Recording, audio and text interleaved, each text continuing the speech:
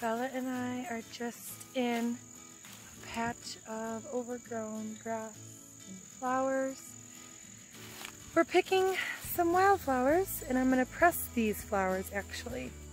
Pressing is just a way of drying flowers, and you can do all sorts of cool, pretty things with them, like make greeting cards or bookmarks, or you know, just like other paper crafts. Bella is having a blast finding flowers with me and exploring. She's having fun. She's exploring. Loving life. She loves being in nature. So what we got here is we have some Queen Anne's lace. Also got some of these dandelion flowers. And here we have some chicory. All of these are actually edible. Be careful with the Queen Anne's lace. There is a poisonous look-alike, so make sure you don't go and eat that unless you know what you're looking for. Here's what we have so far. Just found some really pretty looking leaves. And this is actually asparagus, and it's just grown out to where it created these dill-looking stems and leaves, I suppose. So I think these would be maybe pretty pressed, maybe as like a border on a greeting card. I just found some really pretty yellow flowers. I don't think they're quite flowers, but they're really pretty. And then also a little bit farther in here we've got some chicory, which I already showed you. Just found the ferns that we were looking for earlier. Not sure if they're ferns, but they look like ferns. Let's hold it up to the sky. So now I'm pretty, right? Press the flowers. I have all of my huge basket here, flowers, and just a mix of leaves and stuff that I thought was pretty.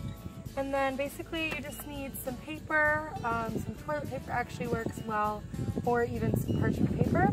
And then just a book, and then also some heavy books to use for weight, because we're pressing the flowers nice and flat so that they can dry out.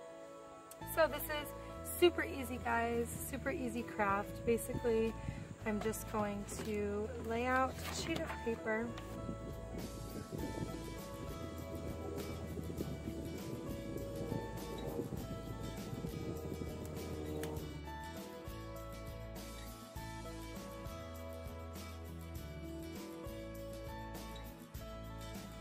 And then all you do is place another sheet of paper over it to protect the other page.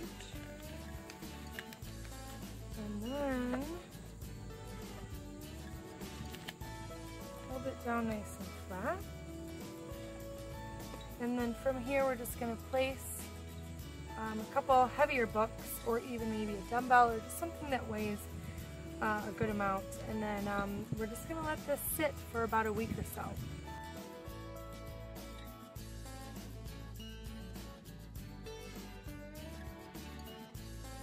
Another idea is if you're doing multiple layers like I am, instead of using a book, which is what I just did, it's good for 1 or 2 sheets, but if you're doing more than that, I like to use a serving tray, and then we're just going to lay down some paper. It's a little bit thicker paper actually. Lay down some paper. You're going to lay all these out as you normally would.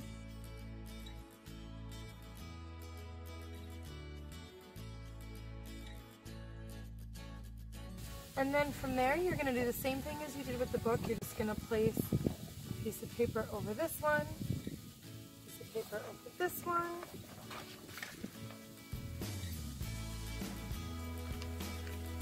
Go ahead and push it down a couple times just to kind of flatten it. And then you're just going to continue to do a couple more layers and a couple more layers until you have all of your flowers and leaves and everything that you want to press all laid out. So that way you can have several layers, and then from there you would just take your book,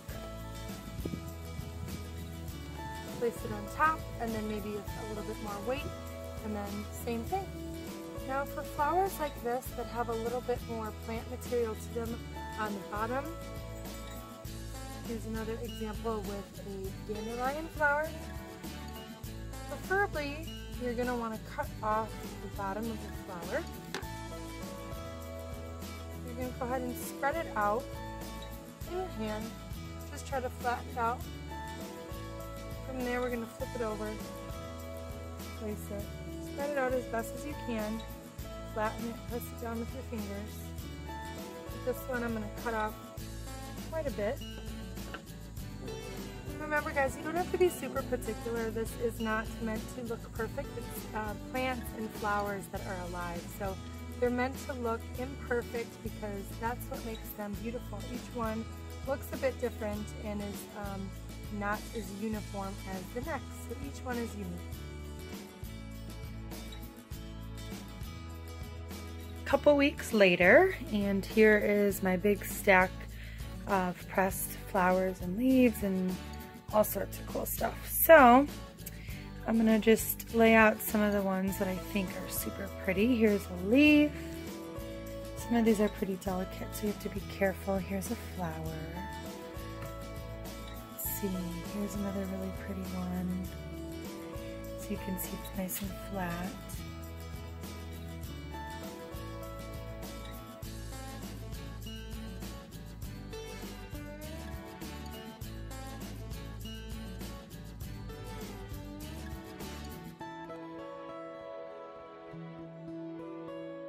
As you can see guys, super simple, super pretty, kind of antique-y looking, perfect for somebody that loves the outdoors and can appreciate stuff like this. I'm going to go ahead and use a glue stick, or you can also use this Dries Clear Elmer's glue. So I'm going to be making a greeting card, so I'm going to show you guys that.